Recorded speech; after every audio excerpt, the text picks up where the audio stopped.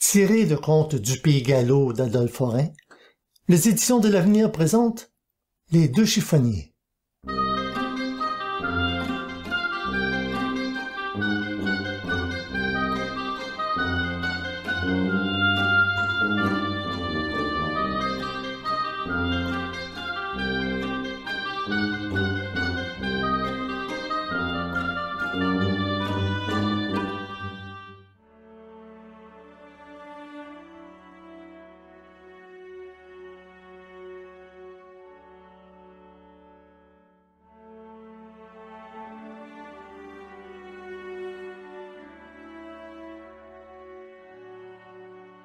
Une pauvre veuve avait 2 gars qu'elle eut bien de la peine à élever.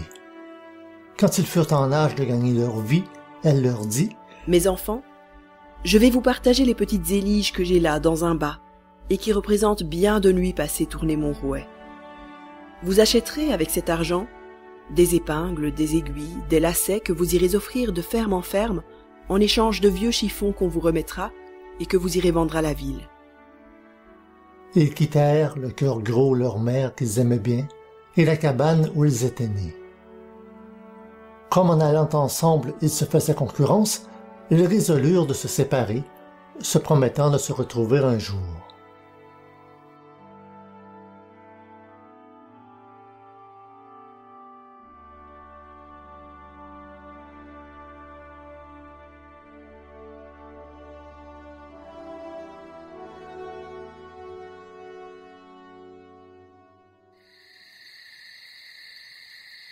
Le plus jeune des 2 frères, et le plus intelligent, eut un soir un bois à traverser. Il y pénétra, et bientôt, des lumières ayant attiré ce regard, il se dirigea de leur côté.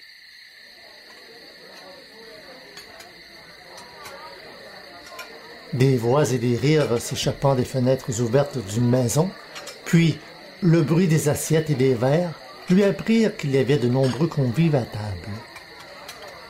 S'étant approché doucement et caché derrière un buisson, il put entendre les conversations et se convaincre promptement qu'il se trouvait à la porte d'un repère de brigands. Mais ce qui l'intéressa davantage, ce fut d'apprendre que la fille unique du roi était très malade, même en danger de mort, et que son père désolé promettait la main de son enfant à celui qui la guérirait. « Elle doit mourir !» dit l'un d'eux. « Pour punir le roi d'avoir fait pendre notre camarade Guillaume. » « De quelle maladie est-elle atteinte ?» demanda un autre, qui semblait une nouvelle recrue de ces malandrins. « C'est une maladie de langueur dont elle succombera assurément. » lui répondit-on. « Nous l'avons juré. Elle est alitée depuis le jour où notre pauvre compagnon a été pendu devant les fenêtres de la princesse, qui a eu l'audace d'assister à l'exécution et de rire en voyant le corps du malheureux se balancer au bout de la corde. Le sorcier de l'association a pu, sous un déguisement, pénétrer dans le palais du roi, entrer dans la chambre de la princesse, déclouer une planche du parquet sous son lit et y mettre un crapaud. Tant que l'animal sera là, la malade n'aura pas un instant de repos et succombera fatalement à ses insomnies. » Le petit chiffonnier n'en demanda pas davantage. Il quitta sa cachette sans faire de bruit et s'en alla dans la forêt, passer le reste de la nuit à dormir au pied d'un arbre.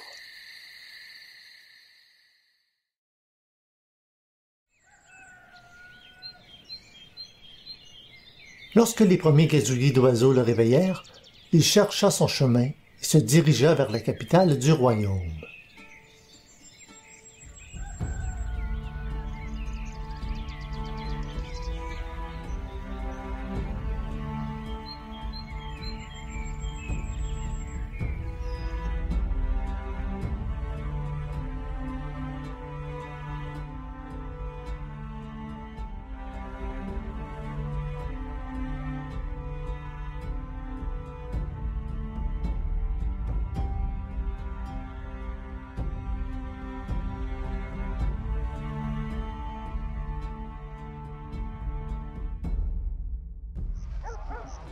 Après plusieurs jours de marche, il y arriva et se présenta devant le palais du roi encombré de gens, qui venait demander des nouvelles de la malade et qui s'en retournait triste et désespéré.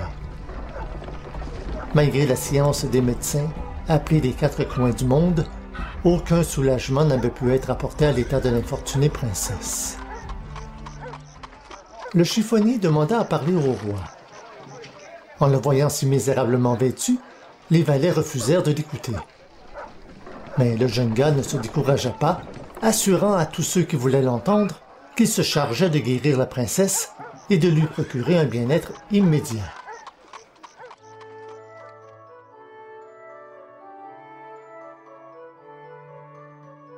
L'intendant du palais, auquel les domestiques racontèrent ce qui se passait dans la rue, crut de son devoir d'en informer le monarque, qui donna aussitôt l'ordre de faire entrer l'étranger.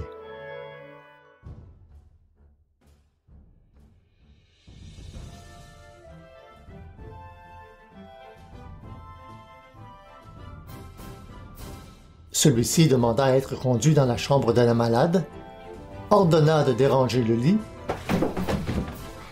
examina le plancher et découvrit l'endroit où une planchette avait été déplacée. Il arracha celle-ci et montra le crapaud qui se trouvait blotti dans un trou. L'affreuse bête fut brûlée dans le foyer de la cuisine.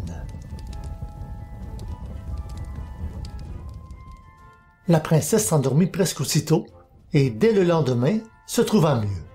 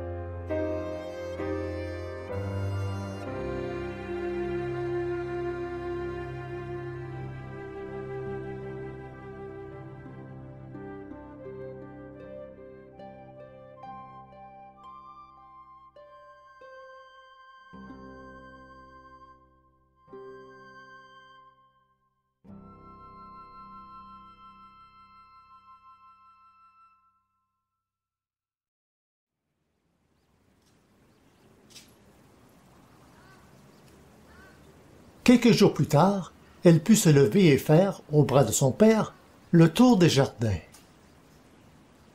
Son sauveur, auquel on avait donné des habits superbes, ne lui sembla pas laid du tout et, lorsqu'il fut passablement éduqué, elle l'épousa.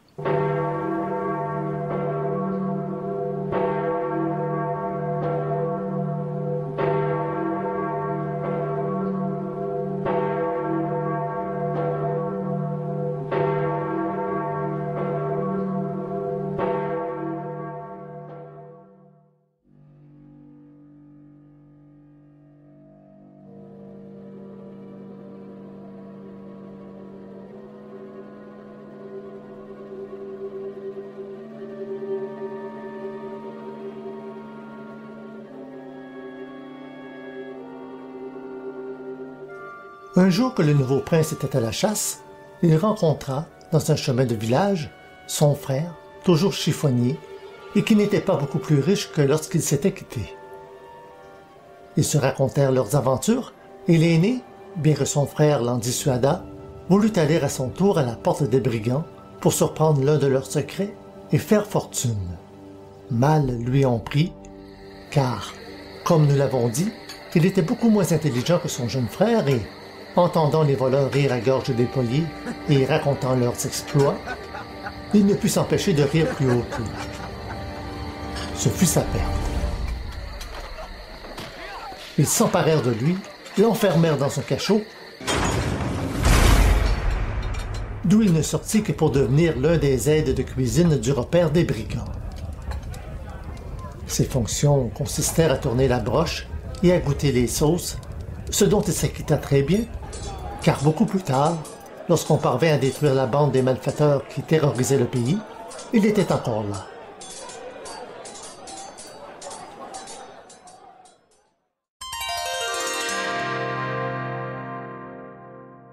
conté par Jeanne Renaud, âgée de 24 ans, servante du bourg de Bain.